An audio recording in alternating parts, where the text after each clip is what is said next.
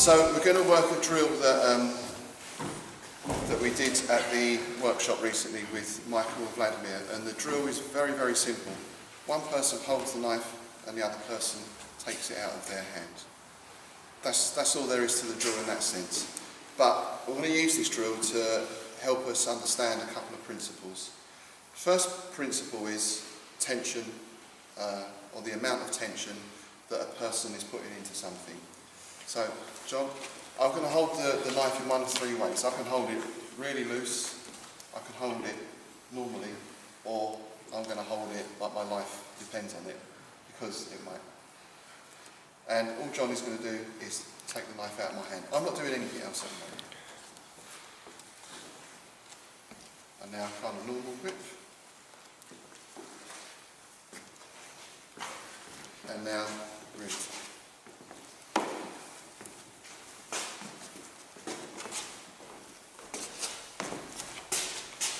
So you see, each time it gets a little bit more difficult for John to work.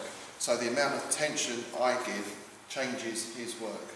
So if he goes in to work in a way that's against the loose grip, and I'm like this, then he's got to adjust. So that's the first thing we have to understand about tension. We have to adjust our work according to what the other person gives us.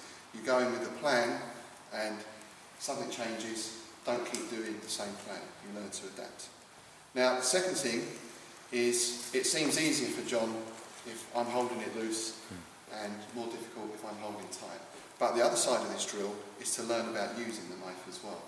So now I'm going to work back just a little bit. We're still kind of working just in this area. So now I hold the knife loose. Now I hold it normally. And now I hold it tight. Now it becomes easier for him. So understanding tension is a two-way thing. Tension the other person is giving you, but your own tension as well. If I'm holding this and everything is locked in, it's quite difficult for me to use the knife. If it's like this, well. Okay. So, the next thing on from that is different grades of tension, but different grades of activity on my part. So, as I say, the first time we do this, just to get people used to the mechanics of it, I'm not doing anything except holding the knife. The second time we do it, then I might start being a little bit more active. And we can increase that up until we're working like this. I'm being more active against him. I might even try and cut him down again. So what he's also got to learn now is multitasking. He's got to carry out his task, which is to do this, but at the same time, he's got to protect himself. Now he can protect himself simply by moving back out of knife range. If he's back there, can he take the knife? No. Unless he's got actually, it's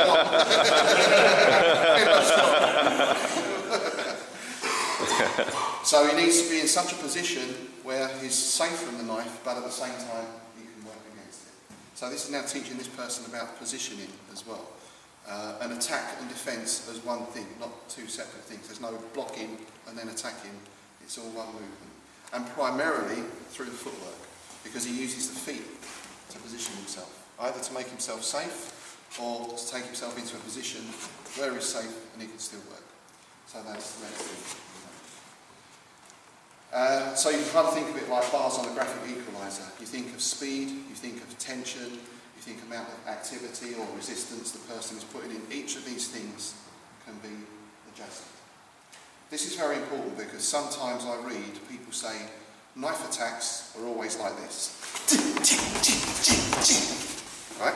I've been involved in 5 situations personally with knives, and I've got friends who are involved in a lot more, and I don't think one of them has ever been like that. Okay, the 5 I've been involved in, 2 were quite similar slashy things.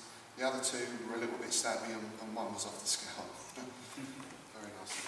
So the point is, you can never say something is always like this.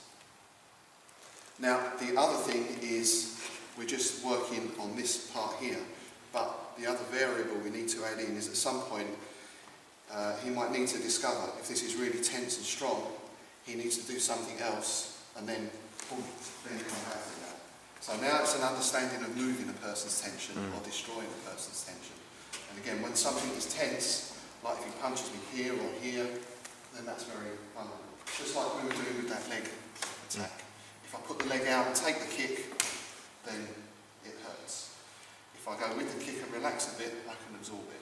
So you use that both ways as well. If I see he's going to punch my arm, I can relax it and use that. By the same token, if I stay tense, then there's a target for him and he comes in and takes it. So that's another variable. So in your training, you always need to put in variables because it's how you learn to solve problems is by making new problems, not by doing the same problem all the time. 2 plus 2 is 4, 2 plus 2 is 4. I'm great at maths, as long as the 2 plus 2 is 4. X squared over whatever, then suddenly do something else. So when you're training in a drill, for both partners, you need to be aware of what the levels are. You know, if we're doing like a quiet drill, then that's not helping him. In a way, the correct response there is just bang. In a way, that's the correct response. You know, but so always be aware. If I'm holding it loose, I'm holding it loose. If I'm putting more in, I'm putting more in. So both people are aware of the drill. That way you get to solve the problem. Once you've solved the problem, you need to put it into the work. So if we're doing a scenario drill or recreation, we're now, right, I'm a guy and I'm doing this. Now we put all that stuff we've learned into that drill. Okay? So, partner up. Let's give it a try. So first of all, just those 3 things. Static, loose, normal, and then